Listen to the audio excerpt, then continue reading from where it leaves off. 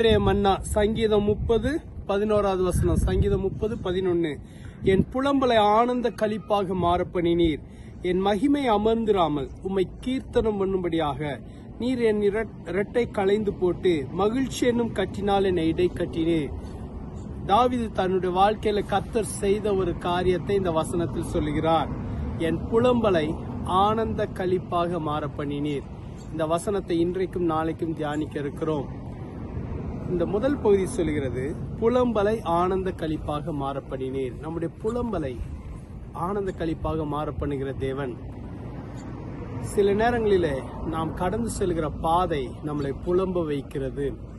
நெருக்கத்தில் ஊடாய் கடந்து செல்லும் போது, மன அழுத்தங்களூடாய் கடந்து செல்லும் போது, பலவிதமான பிரச்சனைகளை சந்திக்கும் போது நம்மளை அறிந்தும் அறியாமலும் புலம்ப வைக்கிறது. எப்பொழுது இந்த நிலைமை மாறும்? பலவிதமான எண்ணங்கள் நம்முடைய மனதில் வருகிறது. பலவிதமான வார்த்தைகளை பயன்படுத்தி புலம்பி விடுகிறோம். சில நேரம் வார்த்தைகளை பயன்படுத்தாவிட்டாலும் இருதயத்துல புலம்பிக் கொண்டிருக்கிறோம். ஆனால் இப்படிப்பட்ட புலம்பல்களின் ஊடாய் தாவீதும் கடந்து வந்தார்.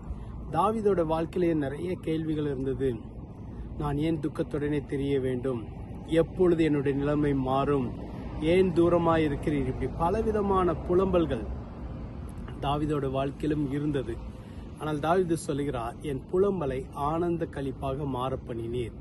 தாவீதோட வாழ்க்கையில மாற்றத்தை கொண்டு வந்தவர் உங்களுடைய வாழ்க்கையிலும் புலம்பலை ஆனந்த களிப்பாய் மாறப்பண்ணுவார். தேவனாலே கூடாத காரியம் ஒன்றுமில்லை. கர்த்தராலே எல்லாம் கூடும். உங்களுடைய புலம்பலை அறிந்திருக்கிறார். அந்த புலம்பலை ஆனந்த களிப்பாக மாறப்பண்ணுவார். ஜெபிக்கலாமா?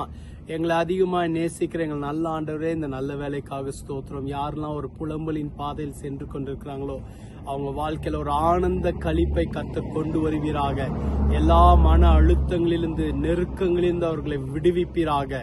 பாரங்களிலிருந்து விடுவிப்பீராக. கர்த்தருடைய அற்புத கரம் அவங்க மேல் வைக்கப்படட்டும். பலத்த நன்மை செய்கிற கரம் இறங்கி வரட்டும். ஆண்டவரே, நீர் எப்படியாகிலும் அதை மாற்ற வல்லவர்.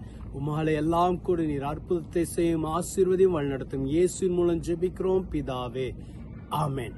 கர்த்தர் உங்களை ஆசீர்வதிப்பார்.